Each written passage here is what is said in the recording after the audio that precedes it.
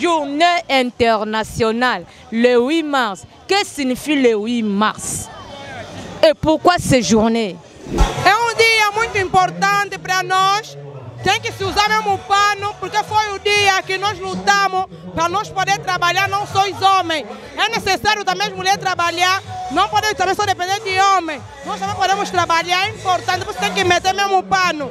É um dia importante, muito sagrado. No dia 8 morreram muitas mulheres, é que ficamos a celebrar esse dia, para o dia 8 para a mulher celebrar, porque morreram muitas, é mês da mulher. E mulher não é só para usar panos, não. Mulher é comportamento, não é só pano. O pano são um símbolo africanas, mas... Papá tem, mamãe. Era para mamãe. Boa noite. Boa noite. Bonne fête. Merci. Tout le monde vient de fêter le 8 mars. Eza journée ou eza nini? Eza comment bien pour eza mukona bango, donc pour tout se penser bango. Donc eza jour que tu vois que ma maman na biso ba bota biso. Yango que qu'on facilite biso na basi na biso ba maman o be ba bota ba na biso. Moi si. Na moni vraiment la télé oh vraiment ça vraiment madame. Maman journal la kisini. Eh là c'est journée na biso. Journée na biso penza. Et là c'est quand journée na biso sili.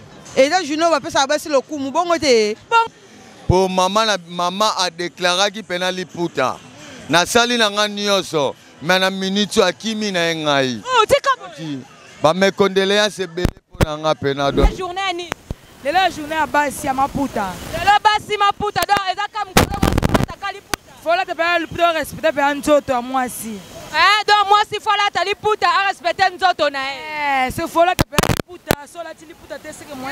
Montréal izola nga vraiment. Maman baluka vraiment ya. Baluka vraiment. Bongo vraiment. Le 8 mars, c'est là pardon. Journée le 8 mars, c'est là qui signe. Et la journée ma maman, comme ça limpeza, na balabala, kobongisa avenue au Vandaka, pour ça bien pour sa propre pesa journée na biso. Maman, le 8. Eza journée ya nini?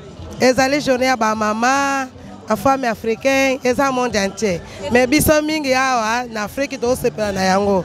Eza bien Nkola ba maman mais eza mokolo mo ya botonse eza teke lokolo za maman lelo journée la famille alo ba no sa soki ba buzo bate eza bien jour mo bien na sepeli makasi nazaka boye sengwe tondi sa mimbisa na biso journée la kisini journée ezali kimia pona basi nyoso bazana esengo eza ya page pona biso basi page pour Nabino Bassi, mais est-ce que la qui c'est boza égal na mibali?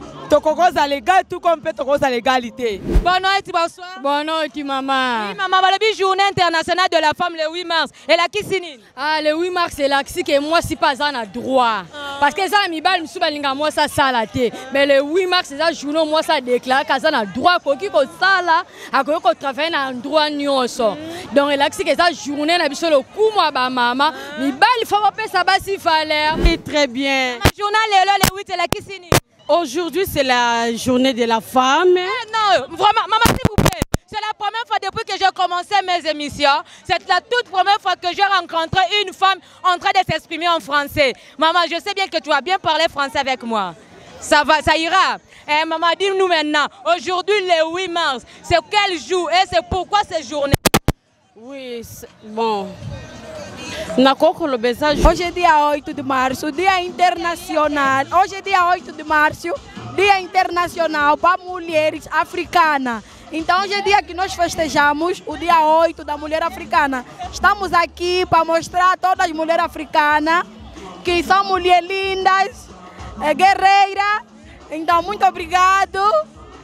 Vamos nos divertir, hoje é dia 8, os maridos ficam em casa, as mulheres vão sair, vão beber. Montréal, Zolanga mande maman kangelinga liputa, donc ma femme africaine nga kangi liputa, Zolanga est vraiment, ok pe côté maman nga lati vraiment. Tenga pela na jogo pela champion Diego Liko Fimoko Kao. champion. Ya nga champion. Jogo ya solo. Ya solo. Mais okoyebisa ba mama nini vraiment na mukola lelo mukona bango. Lelo eza mukolo ba papa ba pesaka ba mama Valère. Lelo eza mukolo na biso to pesaka Valère. Ande to batondi kati na palanga donc esengo ebele. Esengo mingi to biso no ba bambote mingi bana kin biso to na kati ya Luanda to ba de Luanda. Biso ba mama nzamba bongisa pona mukola lelo biso to sepela eza journée na biso yango to sepela mukola lelo. Lelo le 8 c'est la kisi nini pona basi. Elakisi eza mukolo malamu mpona biso basi fo koyeba kolata eza te kolati mokongo libanda nde bengo leumas te leumas fo komibomba suka awa ndenge na susia yo ateka kraka te wana te wana kibomwasi te